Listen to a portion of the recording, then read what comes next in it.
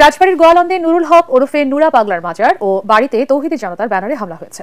নিজেকে ইমাম মাহাদি দাবি করা নুরুল হক ওরফে নুরাল পাগলার লাশ তুলে পুড়িয়ে দিয়েছে তৌহিদি জনতা। জুমার নামাজের পর গোয়ালন্দ মুক্তিযোদ্ধা আনসার ক্লাব চত্বরে বিক্ষোভ শেষে দরবারে ভাঙচুর ও অগ্নিসংযোগ করে বিক্ষুব্ধ জনতা। শুক্রবার রাজবাড়ীর গোয়ালন্দে ঘটে যাওয়া এই ঘটনাকে কেন্দ্র করে তোলপাড় গোটা দেশ।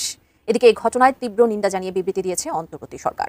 একটি বেসরকারি হাসপাতালে মারা যান নুরুল হক ওরফে নুরাল পাগলা। এরপরে রাজবাড়ীর গোয়ালন্দ দরবার শরীফের ভেতরে কাবা শরীফের আদলে রং করা মাটি থেকে প্রায় 12 ফুট উঁচু বেদিতে তাকে দাফন করা হয়।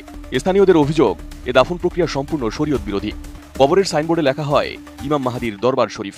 5 সেপ্টেম্বর জুমার নামাজের পর পূর্ব ঘোষণা অনুযায়ী সেখান থেকে বিক্ষোভ মিছিল করে তারা নুরুল হকের বাড়ি ও দরবারে হামলা চালায়। পুলিশের উপস্থিতি থাকলেও বিপুল মানুষের চাপ সামাল দেওয়া যায়নি।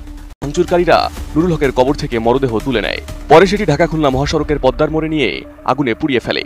লাশ না পোড়ালে নুরুল হক ওরফে নুরা পাগলার অনুসারীদের শরীয়ত বিরোধী সব কর্মকাণ্ড চলতেই থাকত। 80-র দশকের মাঝামাঝি সময়ে নিজেকে ইমাম মাহাদি দাবি করে আলোচনায় আসেন। পাশাপাশি তিনি নিজেকে খোদাও দাবি করেছেন বলে অভিযোগ রয়েছে। কালেমা ও আজান বিকৃতির অভিযোগও রয়েছে নুরাল পাগলার বিরুদ্ধে।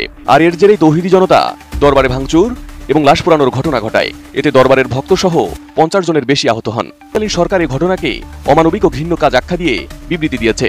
এই ঘটনায় জড়িতদের চিহ্নিত করে কঠোর আইনগত ব্যবস্থা নেওয়া হবে বলেও জানানো হয় ওই বিবৃতিতে।